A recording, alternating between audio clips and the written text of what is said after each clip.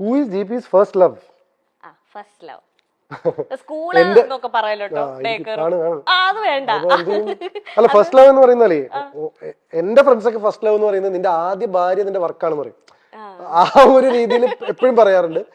But first love എന്ന് പറയുന്നത് ആ ഒരു സമയത്ത്, അല്ലെങ്കിൽ what do I call infatuation ആണോ എന്താണെന്ന് അറിയില്ല. ശ്വേത എന്നാണ് കുട്ടിയുടെ പേര്. അവളും കല്യാണത്തിന് വന്നിരുന്നു. ഇപ്പൊ അമേരിക്കയിലാണ്. കല്യാണമൊക്കെ കഴിഞ്ഞിട്ട് അമേരിക്കയിൽ സെറ്റിൽ ആണ്. ശ്വേത ഒരു ഡാൻസ് ഒക്കെ ചെയ്തിരുന്നു എന്റെ കല്യാണത്തിന്. So I M in touch with every one. അപ്പൊ ഫസ്റ്റ് ലവ് എന്ന് പറഞ്ഞാൽ അവള്, ഞാൻ ഫസ്റ്റ് ഉണ്ടാകുമ്പോൾ അവള് UKG-ലായിരുന്നു. ഞങ്ങൾ തൊട്ടടുത്ത വീടായിരുന്നു, കളിക്കൂട്ടുകാരായിരുന്നു കുട്ടിക്കാലം മുതലേ. So that should be my first love I guess. കാരണം എന്താ വെച്ചാൽ അന്ന് എനിക്ക് ഒരുപാട് പെൺകുട്ടികൾ ഫ്രണ്ട്സ് ഉണ്ടായിരുന്നില്ല.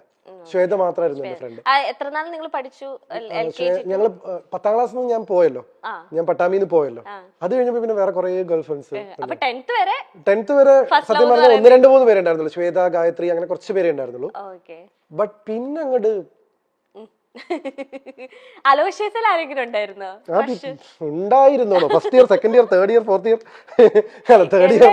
പിന്നെ ഐ ഹാഡ്, എന്താ വെച്ചാലേ CIRS കഴിഞ്ഞപ്പോഴാണ് ഞാൻ ഭയങ്കര കംഫർട്ടബിൾ ആയത് പെൺകുട്ടികളായിട്ട്. കാരണം അവിടെ ഈ ഒരു ആൺകുട്ടി, നമ്മൾ സ്കൂളിൽ പഠിക്കുമ്പോഴേ പണിഷ്മെന്റ് കിട്ടിയാലാണ് പെൺകുട്ടികളുടെ കൂടെ പോയിരിക്കുക.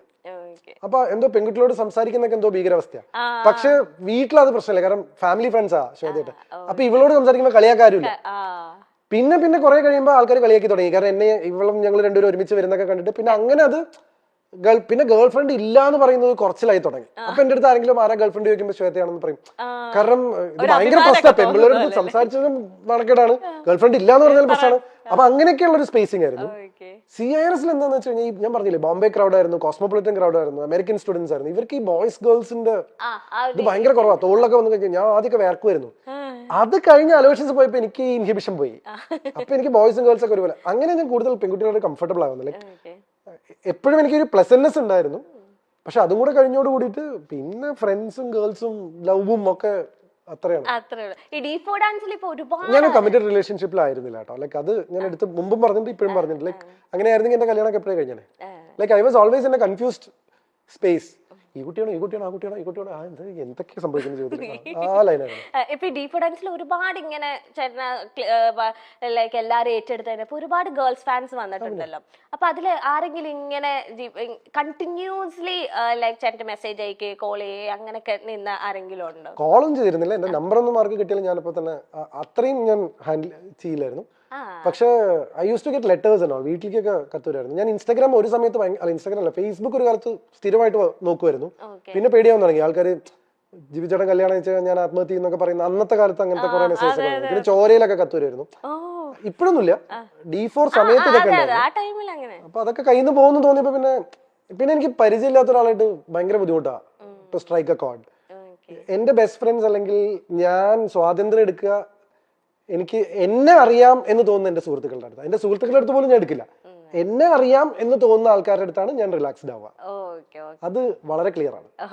എന്നുവെച്ചാൽ എന്റെ ജസ്റ്റ് ഒരു ഫ്രണ്ടിന്റെ അടുത്ത് ഞാൻ അങ്ങനെ പാറിപ്പറന്ന് നടക്കില്ല. പക്ഷെ എന്നെ അറിയാം എന്ന് പറയുന്ന ഒരു സെഗ്മെന്റ് ഓഫ് ഫ്രണ്ട്സ് ഇല്ലേ, ഇപ്പൊ ഈ പറയുന്ന പേളി, ദിവ്യ പിള്ളി, മിയ എന്നൊക്കെ പറഞ്ഞ അവർ, അഞ്ജു കുര്യൻ, അവരുടെ അടുത്തൊക്കെ ഞാൻ വേറെ സെൽഫാണ്. Where is GP's happiness? In whatever GP does. That is what my happiness is. Like ഞാൻ എൻ്റെ ഹാപ്പിനെസ് കണ്ടെത്തുന്നത് അല്ലെങ്കിൽ സ്പേസിങ്, ഞാൻ ചെയ്യുന്ന കാര്യങ്ങളിലുള്ള എൻ്റെ ഇൻവോൾവ്മെന്റ് ആണ് എൻ്റെ ഹാപ്പിനെസ്. ഇപ്പൊ എൻ്റെ ഹാപ്പിനെസ് കെന്ന ഷോ ആണ്. So that's how define my self. ഇപ്പൊ ഇതാണ് എന്റെ ഹാപ്പിനെസ്. അങ്ങനെ എനിക്ക് ഹാപ്പി ആവാൻ പറ്റുള്ളൂ.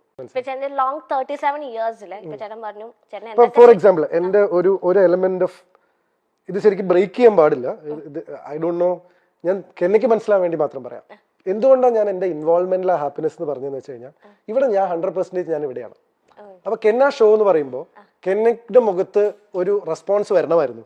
പക്ഷെ കെന്നയുടെ ചെവിയിൽ ഒരു ഇൻസ്ട്രക്ഷൻ വന്നുകൊണ്ടിരിക്കുകയായിരുന്നു ഞാനിത് പറഞ്ഞപ്പോ. മനസ്സിലായോ? ഇത് എന്റെ ഇന്റലിജൻസ് കൂടിയാണ്. ഇതിപ്പോ എങ്ങനെയാ ജിപിച്ചേട്ടൻ മനസ്സിലാക്കിയെന്ന് കെന്ന ആലോചിക്കും. ഇത് പറഞ്ഞപ്പോ കെന്നയുടെ മുഖത്തൊരു തെളിച്ചം വന്നു. ഇതാണ് ഒരു അവതാരകനായിട്ടുള്ള ജിപിയുടെ ഹാപ്പിനെസ്.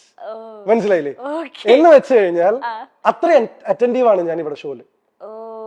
എന്ന് വെച്ചാൽ കെന്ന ഷോ എന്ന് പറഞ്ഞു കഴിഞ്ഞപ്പോ എനിക്കറിയാം എന്റെ ഓഡിയൻസിൽ നിന്ന് ഒരു റെസ്പോൺസ് വരുന്നു. അത് വരുന്നില്ല. എന്തുകൊണ്ട് വന്നില്ല? അപ്പൊ കെന്നയ്ക്ക് എന്തോ ഒരു ഇൻസ്ട്രക്ഷൻ കിട്ടിയിട്ടുണ്ട് പുറത്തുനിന്ന്. ആ ക്വസ്റ്റ്യൻ ആണ് അടുത്ത് കെന്ന എന്റെ അടുത്ത് ചോദിക്കാൻ പോകുന്നത്. ഈ ദിസ് ലോങ് 37 years ചോദിച്ചോളൂ. ഓക്കെ, ഇനി ഞാനൊന്ന് ചോദിക്കണ്ടല്ലോ. എടോ, സ്റ്റേറ്റ് അവാർഡ് അവതരണത്തിൽ കിട്ടാൻ പറഞ്ഞ എളുപ്പമുള്ള കാര്യമല്ല. ഞാനൊരു നിമിഷം ഇങ്ങനെ കേട്ട് പോയി പകച്ചു പോയി എന്നൊക്കെ പറഞ്ഞു. അല്ല, this is A tip for you അതെ, ആസ് എ ആങ്കർ. മനസ്സിലായില്ലേ? ഇതൊരു ഇത് ദിസ് ഇസ് മൈ ഹാപ്പിനെസ്. ഇത് സ്കോർ ചെയ്തു. This is GP's happiness. അതാ ഞാൻ നിങ്ങളെ ടെക്നിക്കാലിറ്റി ഞാൻ ബ്രേക്ക് ചെയ്യണോന്ന് വരെ ഞാൻ ഇപ്പൊ ചിന്തിച്ചു. കാരണം നിങ്ങളുടെ ചെവിയിൽ ഒരു ഇന്നിയർ ഇരിക്കുന്നുണ്ടെന്ന് പ്രേക്ഷകർക്ക് അറിയില്ല. പക്ഷെ this is A content for you. ഇത് കെന്ന ഷോന്റെ ഒരു കണ്ടന്റ് ആണ്. വേറെ ഒരാൾ ഇവിടെ വന്നിരുന്നത് നിങ്ങൾക്ക് ഇങ്ങനെ ഒരു സാധനം പറയില്ല. കാരണം ഞാൻ അത്ര അറ്റൻറ്റീവ് ആണ്. ഞാൻ ഇത്രയും സംസാരിക്കുമെങ്കിലും എന്റെ ചുറ്റും നടക്കുന്നതിനെ കുറിച്ച് ഞാൻ എസ്പെഷ്യലി ഒരു ഷോ ആവുമ്പോൾ ഇത് എന്റെ ഏരിയ ആണ്. അപ്പൊ ചോദിച്ചോളൂ, ലോങ് 37 years. അല്ല, ചോദിച്ചോളൂ. അത് നിങ്ങൾക്ക് അവിടുന്ന് ഷോന്റെ ഒരു ഇൻസ്ട്രക്ഷൻ വന്നല്ലേ, ഞാൻ പറയാം. ലോങ് 37 yearsൽ ഏറ്റവും ഹാപ്പിയസ്റ്റ് ആയിട്ട് തോന്നിയ ഒരു മൊമെന്റ് ഏതാണ്? ഇതാ,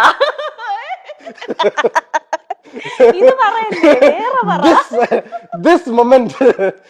എടോ, ഇതിലും നല്ലൊരു മൊമെന്റ് ഏതാണ്? ഒരു അവതാരകന് ഇതിലും നല്ലൊരു മൊമെന്റ് ഏതാണ് ഹാപ്പി ആവാനുള്ളത്? പിന്നെ വേറെ കാരണം അല്ല, അതാണ് കാരണം this is my job and I am good at it. Yes. Next,